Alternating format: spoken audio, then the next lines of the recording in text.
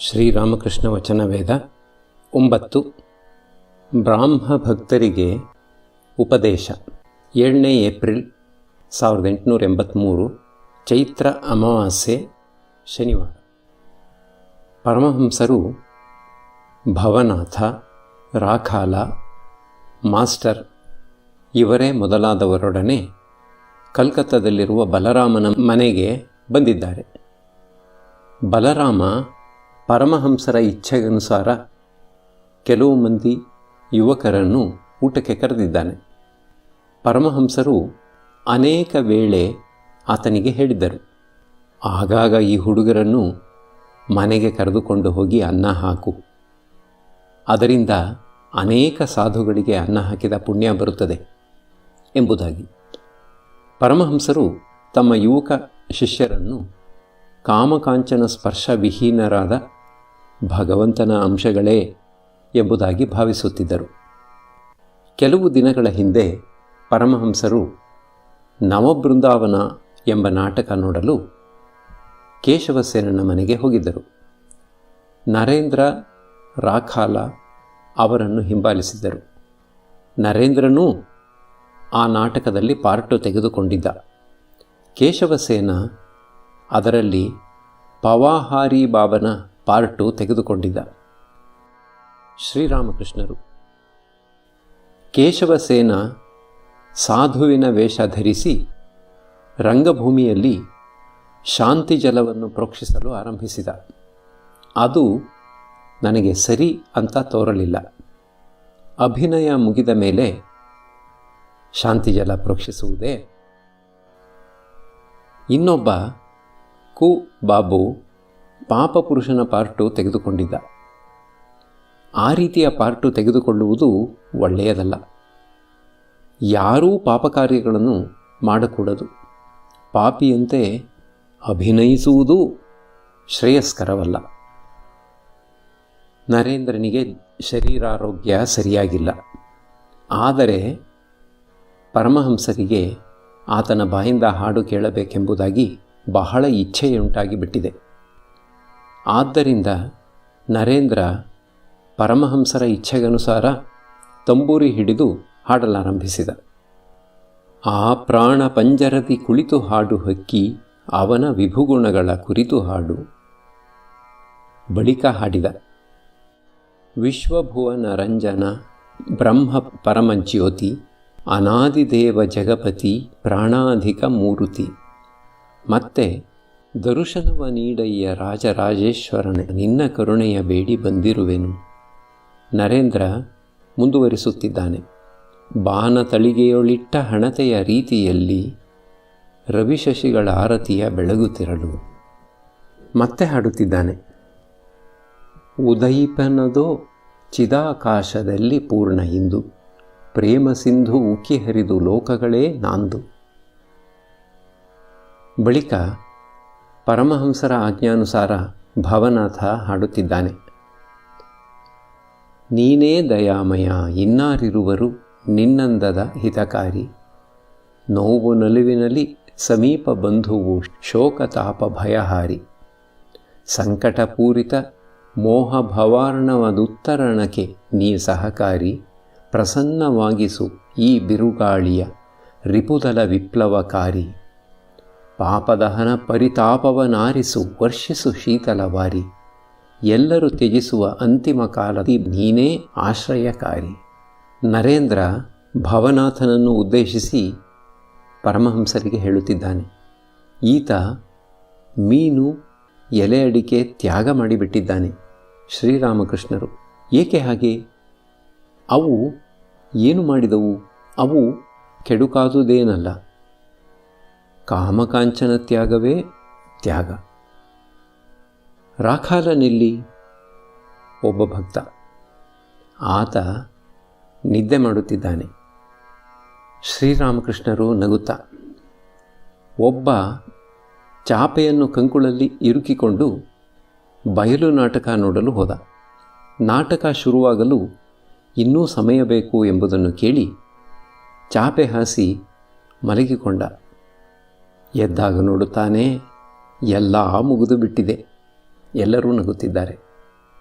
ಬಳಿಕ ಅವನು ಚಾಪೆಯನ್ನು ಕಂಕುಳಿಗೆ ಹಾಕಿಕೊಂಡು ಮನೆಗೆ ಹಿಂತಿರುಗಿದ.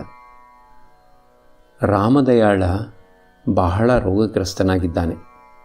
ಆತ ಇನ್ನೊಂದು ಕೊಠಡಿಯಲ್ಲಿ ಮಲಗಿಕೊಂಡಿದ್ದ.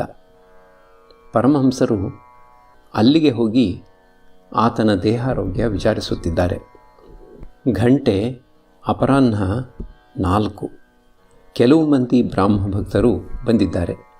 ಪರಮಹಂಸರು ಅವರೊಡನೆ ಮಾತುಕತೆ ಆಡುತ್ತಿದ್ದಾರೆ. ಒಬ್ಬ ಬ್ರಾಹ್ಮ ಭಕ್ತ, ಮಹಾಶಯರೇ, ಪಂಚದಶಿ ಓದಿದ್ದೀರೇನು? ಶ್ರೀರಾಮಕೃಷ್ಣರು: ಮೊದಮೊದಲು ಇಂಥ ಪುಸ್ತಕಗಳು ಏನು ಹೇಳುತ್ತವೆ ಎಂಬುದನ್ನು ತಿಳಿದುಕೊಂಡು ವಿಚಾರದಲ್ಲಿ ತೊಡಗಬೇಕು. ಬಳಿಕ ಅಂತರಂಗದಲ್ಲಿ ಶ್ರೀ ಘನಶ್ಯಾಮನು ಆದರಿಸೆಲೆ ಮನವೇ, ನಮ್ಮಿಬ್ಬರ ಹೊರ ತಿನ್ನಾರೂ ತಿಳಿಯದ ರೀತಿಯೊಳವಳೆಡೆ ಸಾಗುವೆವೆ. ಸಾಧನೆಯ ಅವಸ್ಥೆಯಲ್ಲಿ ಅವು ಏನು ಹೇಳುತ್ತವೆ ಎಂಬುದನ್ನು ತಿಳಿದುಕೊಳ್ಳಬೇಕಾಗುತ್ತದೆ. ಭಗವಂತನ ಸಾಕ್ಷಾತ್ಕಾರ ದೊರೆತ ನಂತರ ಜ್ಞಾನದ ಅಭಾವವಿರದು. ಬಳಿಕ ಭಗವತಿ ಜ್ಞಾನರಾಶಿಯನ್ನು ನೂಕಿಕೊಂಡೇ ಇರುತ್ತಾಳೆ. ಮಗು ಬರೆಯಲು ಆರಂಭಿಸಿದಾಗ ಮೊದಮೊದಲು ಅಕ್ಷರವಾದ ಮೇಲೆ ಅಕ್ಷರವನ್ನು ನೋಡಿ ನೋಡಿ ಬರೆಯಬೇಕಾಗುತ್ತದೆ. ಆದರೆ ಕ್ರಮೇಣ ಅದು ನೀರು ಕುಡಿದ ಹಾಗೆ ಬರೆದುಕೊಂಡು ಹೋಗಿಬಿಡುತ್ತದೆ. ಚಿನ್ನ ಕರಗಿಸುವಾಗ ಬಹಳ ಚಟುವಟಿಕೆಯಿಂದ ಕೆಲಸ ಮಾಡಬೇಕು. ಒಂದು ಕೈಯಲ್ಲಿ ತಿದಿ, ಇನ್ನೊಂದು ಕೈಯಲ್ಲಿ ಬೀಸಣಿಗೆ, ಬಾಯಲ್ಲಿ ಊದುಕೊಳ್ಳುವೆ, ಚಿನ್ನ ಕರಗುವವರೆಗೆ. ಕರಗಿದ ನಂತರ ಅಚ್ಚಿಗೆ ಸುರಿದ ಒಡನೆ ನಿಶ್ಚಿಂತೆ. ಶಾಸ್ತ್ರಗಳನ್ನು ಕೇವಲ ಓದಿಬಿಟ್ಟರೆ ಸಾಲದು. ಕಾಮಕಾಂಚನಾಸಕ್ತಿ ಇತ್ತು ಎಂದರೆ ಶಾಸ್ತ್ರಗಳ ಮರ್ಮ ತಿಳಿದುಕೊಳ್ಳಲು ಅದು ಬಿಟ್ಟುಕೊಡುವುದಿಲ್ಲ. ಸಂಸಾರಾಸಕ್ತಿಯ ದೆಸೆಯಿಂದ ಜ್ಞಾನ ಲೋಪವಾಗಿ ಬಿಡುತ್ತದೆ. ಅತುಲ ಆಸಕ್ತಿಯಲ್ಲಿ ಕಾವ್ಯ ನಾಟ್ಯಾದಿಗಳ ಒಂದಿನಿತು ಬಿಡದೆ ನಾ ಕಲಿತಿದ್ದರೂ ಶ್ರೀಕೃಷ್ಣನೊಲವಿನಲ್ಲಿ ಸೆರೆಯಾಗಿ ನಾನಿಂದು ಆ ಎಲ್ಲ ಕಲಿಕೆಗಳ ಮರೆತಿರುವೆನು. ಕೇಶವಸೇನ ಯೋಗಿ ಭೋಗಿ ಎರಡೂ ಸಂಸಾರದಲ್ಲಿದ್ದರೂ ಭಗವಂತನ ಕಡೆಗೆ ಮನಸ್ಸನ್ನು ಇಟ್ಟಿದ್ದಾನೆ. ಒಬ್ಬ ಭಕ್ತ ಕಲ್ಕತ್ತಾ ವಿಶ್ವವಿದ್ಯಾನಿಲಯದ ಪಟ್ಟಪ್ರಧಾನ ಸಭೆಯ ಕಾನ್ವೊಕೇಷನ್ ಅಸೆಂಬ್ಲಿಯ ಸಂಬಂಧವಾಗಿ ವರ್ಣಿಸುತ್ತಾ ಹೇಳಿದ, ಅದು ಒಂದು ಜನಾರಣ್ಯವೇ ಆಗಿ ಕಂಡಿತು ಎಂಬುದಾಗಿ. ಶ್ರೀರಾಮಕೃಷ್ಣರು: ಅನೇಕ ಜನ ಒಟ್ಟಿಗೆ ಸೇರಿರುವುದನ್ನು ಕಂಡರೆ ನನಗೆ ಉದ್ದೀಪನವಾಗಿ ಬಿಡುತ್ತದೆ. ನಾನು ಅದನ್ನು ನೋಡಿದ್ದರೆ ಭಾವೋದ್ರೇಕವಾಗಿ ಬಿಡುತ್ತಿತ್ತು. 8ನೇ ಏಪ್ರಿಲ್ 1883 ಚೈತ್ರ ಶುಕ್ಲ ಪಾಡ್ಯಮಿ ಭಾನುವಾರ. ಪರಮಹಂಸರು ದಕ್ಷಿಣೇಶ್ವರದ ತಮ್ಮ ಕೊಠಡಿಯಲ್ಲಿ ಬಾಲಕನೋಪಾದಿಯಲ್ಲಿ ಕುಳಿತುಕೊಂಡಿದ್ದಾರೆ. ಅವರ ಹತ್ತಿರ ಇನ್ನೊಬ್ಬ ಹುಡುಗ ರಾಖಾಲ ಕುಳಿತುಕೊಂಡಿದ್ದಾನೆ. ಮಾಸ್ಟರ್ ಕೊಠಡಿಯನ್ನು ಪ್ರವೇಶಿಸಿ ಪರಮಹಂಸರಿಗೆ ಸಾಷ್ಟಾಂಗ ಪ್ರಣಾಮ ಮಾಡಿದ. ಪರಮಹಂಸರ ಅಣ್ಣನ ಮಗ ರಾಮಲಾಲನೂ ಕೊಠಡಿಯಲ್ಲಿ ಕುಳಿತಿದ್ದಾನೆ. ಕಿಶೋರಿ, ಮಣಿಲಾಲ ಮಲ್ಲಿಕ ಇವರೇ ಮೊದಲಾದ ಭಕ್ತರು ಕ್ರಮಕ್ರಮೇಣ ಬಂದು ಸೇರಿದರು. ಮಣಿಮಲ್ಲಿಕ ಒಬ್ಬ ವ್ಯಾಪಾರಿ. ಕಾಶಿಯಲ್ಲಿ ಅವನಿಗೆ ಒಂದು ಬಂಗಲೆ ಇದೆ. ಈಗ ತಾನೇ ಅಲ್ಲಿಗೆ ಹೋಗಿ ಬಂದಿದ್ದಾನೆ. ಶ್ರೀರಾಮಕೃಷ್ಣರು: ನೀನು ಕಾಶಿಗೆ ಹೋಗಿದ್ದೆಯಲ್ಲ, ಅಲ್ಲಿ ಯಾರಾದರೂ ಸಾಧುಗಳನ್ನು ದರ್ಶನ ಮಾಡಿ ಬಂದೆಯಾ? ಮಣಿಲಾಲ: ಹೌದು, ತ್ರೈಲಂಗಸ್ವಾಮಿ, ಭಾಸ್ಕರಾನಂದ ಇವರೇ ಮೊದಲಾದವರನ್ನು ನೋಡಿ ಬಂದೆ. ಶ್ರೀರಾಮಕೃಷ್ಣರು: ಅವರ ವಿಷಯವಾಗಿ ನಮಗೆ ಸ್ವಲ್ಪ ತಿಳಿಸು. ಮಣಿಲಾಲ: ತ್ರೈಲಂಗಸ್ವಾಮಿ ಹಿಂದೆ ಇದ್ದ ಸ್ಥಳದಲ್ಲೇ ಮಣಿಕರ್ಣಿಕಾ ಘಟ್ಟದಲ್ಲಿ ಆ ವೇಣಿ ಮಾಧವ ಗೋಪುರದ ಹತ್ತಿರ ಇದ್ದಾರೆ. ಜನ ಹೇಳುತ್ತಿದ್ದಾರೆ, ಹಿಂದೆ ಇವರು ಉಚ್ಚ ಅವಸ್ಥೆಯಲ್ಲಿ ಇದ್ದರು. ಬಹಳ ಬಹಳ ಅದ್ಭುತ ಪವಾಡಗಳನ್ನು ಮಾಡಿ ತೋರಿಸಲು ಶಕ್ತರಾಗಿದ್ದರು. ಈಗ ಆ ಶಕ್ತಿ ಕಡಿಮೆಯಾಗಿ ಬಿಟ್ಟಿದೆ. ಶ್ರೀರಾಮಕೃಷ್ಣರು: ಇವುಗಳೆಲ್ಲ ಪ್ರಾಪಂಚಿಕರ ದೋಷಾರೋಪಣೆ. ಮಣಿಲಾಲ: ಭಾಸ್ಕರಾನಂದರು ಎಲ್ಲರೊಡನೆಯೂ ಬೆರೆಯುತ್ತಾರೆ. ಇವರು ತ್ರೈಲಂಗ ಸ್ವಾಮಿಗಳಂತಲ್ಲ, ಶುದ್ಧಾಂಗ ಮೌನಿಗಳಲ್ಲ. ಶ್ರೀರಾಮಕೃಷ್ಣರು: ಭಾಸ್ಕರಾನಂದರೊಡನೆ ನೀನು ಮಾತುಕತೆ ಆಡಿದೆಯೇನು? ಮಣಿಲಾಲ: ಹೌದು, ಬಹಳ ಹೊತ್ತು ಪಾಪ ಪುಣ್ಯಗಳ ಸಂಬಂಧವಾಗಿಯೂ ಮಾತುಕತೆ ನಡೆಯಿತು. ಅವರು ನನಗೆ ಹೇಳಿದರು, ಪಾಪ ಮಾರ್ಗದಲ್ಲಿ ಹೋಗಬೇಡ, ಪಾಪ ಚಿಂತನೆ ಮಾಡಬೇಡ, ಈ ರೀತಿಯಾಗಿಯೇ ನಾವು ನಡೆದುಕೊಳ್ಳಬೇಕು ಎಂಬುದೇ ಭಗವಂತನ ಇಚ್ಛೆ. ಕೇವಲ ಪುಣ್ಯ ಕೆಲಸಗಳನ್ನೇ ಮಾಡು. ಶ್ರೀರಾಮಕೃಷ್ಣರು: ಹೌದು, ಇದೂ ಒಂದು ದಾರಿ ಪ್ರಾಪಂಚಿಕರಿಗೆ. ಯಾರಲ್ಲಿ ಆತ್ಮಜಾಗೃತಿ ಉಂಟಾಗಿದೆಯೋ, ಯಾರಿಗೆ ಭಗವಂತನೊಬ್ಬನೇ ಸತ್, ಉಳಿದುದೆಲ್ಲ ಅಸತ್ ಎಂದರೆ ಅನಿತ್ಯ ಎಂಬ ಬೋಧೆಯಾಗಿರುವುದೋ, ಅವರ ಭಾವವೇ ಬೇರೆ. ಅವರಿಗೆ ಗೊತ್ತಿದೆ ಭಗವಂತನೊಬ್ಬನೇ ಏಕಮಾತ್ರ ಕರ್ತ, ಉಳಿದವರೆಲ್ಲ ಅಕರ್ತರು ಎಂಬುದಾಗಿ. ಯಾರಿಗೆ ಆತ್ಮಜಾಗೃತಿ ಉಂಟಾಗಿದೆಯೋ ಅವರ ಕಾಲು ತಪ್ಪು ಹೆಜ್ಜೆಯನ್ನಿಡುವುದಿಲ್ಲ. ಅವರು ವಿಚಾರ ಮಾಡಿ ಪಾಪಕಾರ್ಯಗಳನ್ನು ತ್ಯಾಗ ಮಾಡಬೇಕಾಗಿರುವುದಿಲ್ಲ. ಅವರಿಗೆ ಭಗವಂತನ ಮೇಲೆ ಅಷ್ಟೊಂದು ಪ್ರೀತಿ, ಅವರು ಯಾವ ಕರ್ಮ ಮಾಡಿದರೂ ಅದು ಸತ್ಕರ್ಮವೇ ಆಗಿರುತ್ತದೆ. ಅವರಿಗೆ ಚೆನ್ನಾಗಿ ಗೊತ್ತಿದೆ ಕರ್ಮಗಳ ಕರ್ತೃ ನಾವಲ್ಲ, ನಾವು ಕೇವಲ ಭಗವಂತನ ದಾಸರು ಎಂಬುದಾಗಿ. ಅವರು ಸತತ ಭಾವಿಸುತ್ತಾರೆ, ನಾನು ಯಂತ್ರ, ಆತ ಯಾಂತ್ರಿಕ. ಆತ ಮಾಡಿಸಿದ ಹಾಗೆ ಮಾಡುತ್ತೇನೆ, ನುಡಿಸಿದ ಹಾಗೆ ನುಡಿಯುತ್ತೇನೆ, ಚಲಿಸಿದ ಹಾಗೆ ಚಲಿಸುತ್ತೇನೆ. ಯಾರಿಗೆ ಆತ್ಮಜಾಗೃತಿ ಉಂಟಾಗಿ ಬಿಟ್ಟಿದೆಯೋ ಅವರು ಪಾಪ ಪುಣ್ಯಗಳಿಗೆ ಅತೀತರು. ಅವರ ಕಣ್ಣಿಗೆ ಬೀಳುತ್ತದೆ ಭಗವಂತನೇ ಎಲ್ಲವನ್ನೂ ಮಾಡುತ್ತಿರುವುದು. ಒಂದು ಜಾಗದಲ್ಲಿ ಒಂದು ಆಶ್ರಮ ಇತ್ತು. ಅಲ್ಲಿನ ಸಾಧುಗಳು ದಿನವೂ ಮಧುಕರಿಗೆ ಹೋಗುತ್ತಿದ್ದರು. ಒಂದು ದಿನ ಒಬ್ಬ ಸಾಧು ಮಧುಕರಿಗೆ ಹೋಗಿದ್ದಾಗ ಒಬ್ಬ ಜಮೀನುದಾರ ಒಬ್ಬನನ್ನು ಬಹಳವಾಗಿ ಹೊಡೆಯುತ್ತಿದ್ದುದನ್ನು ನೋಡಿದ. ಸಾಧು ಒಳ್ಳೆ ಪರಮದಯಾಳು. ಆತ ಅಡ್ಡಲಾಗಿ ಬಂದು ಹೊಡೆಯಬೇಡವೆಂದು ಹೇಳಿದ.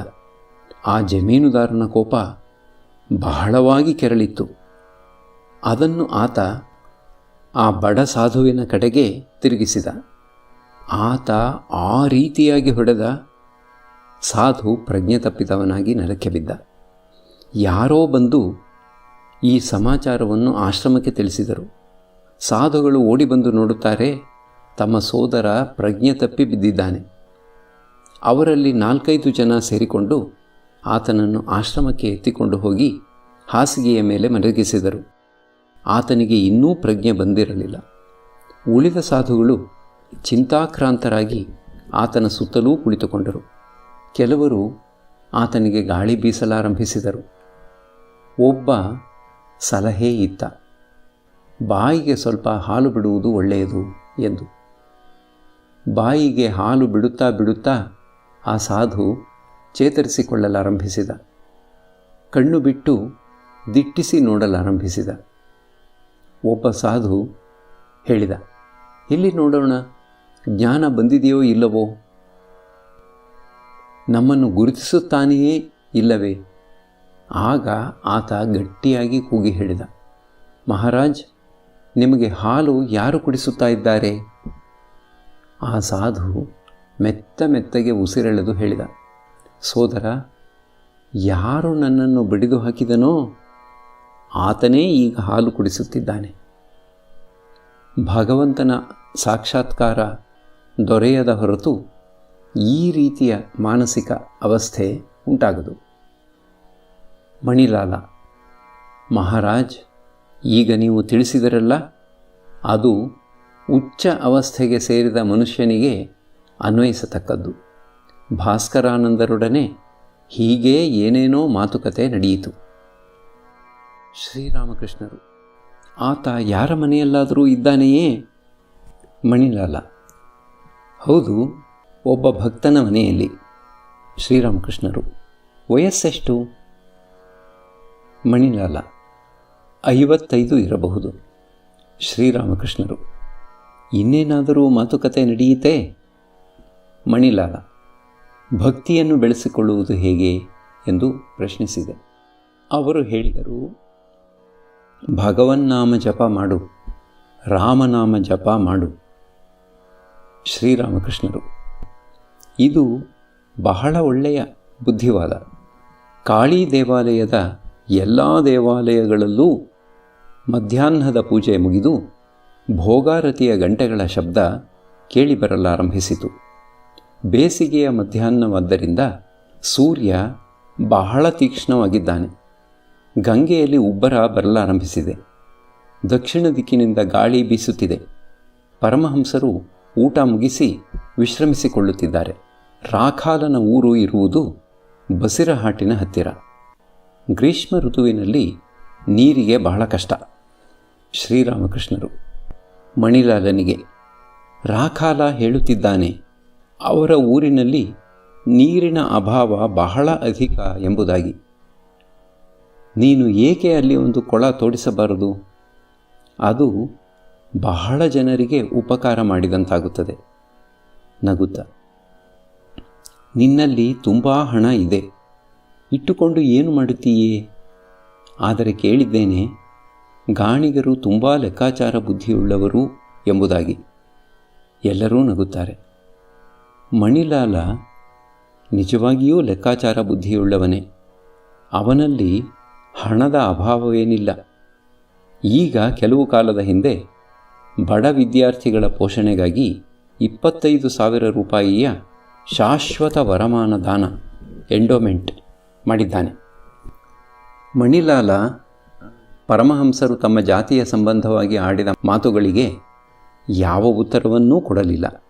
ಆದರೆ ಸ್ವಲ್ಪ ಹೊತ್ತಾದ ಮೇಲೆ ಆ ಮಾತು ಈ ಮಾತು ಆಡುತ್ತಾ ತನ್ನ ಜಾತಿಯ ಸಂಬಂಧವಾಗಿ ಮಾತೆತ್ತಿ ಹೇಳಿದ: ಮಹಾಶಯರೇ, ಕೊಳ ತೋಡಿಸುವ ವಿಷಯವಾಗಿ ಹೇಳಿದಿರಿ. ಅಷ್ಟಕ್ಕೆ ಮಾತು ನಿಲ್ಲಿಸಿಬಿಟ್ಟಿದ್ದರೆ ಚೆನ್ನಾಗಿತ್ತು. ಗೀಣಿಗ ಈ ಮಾತುಗಳೆಲ್ಲ ಏಕೆ? ಭಕ್ತರು ತಮ್ಮೊಳಗೆ ತಾವೇ ನಗುತ್ತಿದ್ದಾರೆ. ಪರಮಹಂಸರೂ ನಗುತ್ತಿದ್ದಾರೆ. ಸ್ವಲ್ಪ ಹೊತ್ತಾದ ಮೇಲೆ ಕೆಲವು ಮಂದಿ ಹಿರಿಯ ಬ್ರಾಹ್ಮ ಭಕ್ತರು ಕೊಠಡಿಯನ್ನು ಪ್ರವೇಶಿಸಿದರು. ಕೊಠಡಿ ಭಕ್ತರಿಂದ ತುಂಬಿದೆ. ಪರಮಹಂಸರು ಉತ್ತರಾಭಿಮುಖವಾಗಿ ತಮ್ಮ ಹಾಸಿಗೆಯ ಮೇಲೆ ಕುಳಿತಿದ್ದಾರೆ. ನಗುತ್ತಾ ಬಹಳ ಆನಂದದಿಂದ ಬ್ರಾಹ್ಮ ಭಕ್ತರೊಡನೆ ಮಾತುಕತೆ ಆಡುತ್ತಿದ್ದಾರೆ. ಶ್ರೀರಾಮಕೃಷ್ಣರು: ನೀವು ಪ್ರೇಮ ಪ್ರೇಮ ಅನ್ನುತ್ತಲೇ ಇರುತ್ತೀರಿ. ಅದೇನು 3 ಕಾಸಿಗೆ ಸಿಕ್ಕತಕ್ಕದ್ದೇ? ಚೈತನ್ಯದೇವನಲ್ಲಿ ಪ್ರೇಮ ಉಂಟಾಗಿತ್ತು. ಅದಕ್ಕೆ 2 ವಿಶೇಷ ಗುಣಗಳಿವೆ. ಮೊದಲನೆಯದು, ಅದು ಈ ಜಗತ್ತನ್ನು ಮರೆಯುವಂತೆ ಮಾಡುತ್ತದೆ. ಭಗವಂತನನ್ನು ಕಂಡರೆ ಬಹಳ ಪ್ರೀತಿ. ಭಕ್ತ ಬಾಹ್ಯಜ್ಞಾನ ಶೂನ್ಯನಾಗಿ ಬಿಡುತ್ತಾನೆ. ಚೈತನ್ಯದೇವ ವನ ನೋಡಿ ಅದೇ ಬೃಂದಾವನ ಅಂತ ಭಾವಿಸಿದ. ಸಮುದ್ರ ನೋಡಿ ಅದೇ ಯಮುನೆ ಅಂತ ಭಾವಿಸಿದ. ಎರಡನೆಯದು, ಸ್ವಂತ ದೇಹ ಪ್ರತಿಯೊಬ್ಬನಿಗೂ ಬಹಳ ಪ್ರಿಯವಾದ ವಸ್ತು. ಅದರ ಮೇಲೂ ಮಮತೆ ಇರುವುದಿಲ್ಲ. ದೇಹಾತ್ಮ ಬುದ್ಧಿ ಆತನನ್ನು ಒಮ್ಮೆಗೇ ಬಿಟ್ಟು ತೊಲಗಿ ಹೋಗಿಬಿಡುತ್ತದೆ.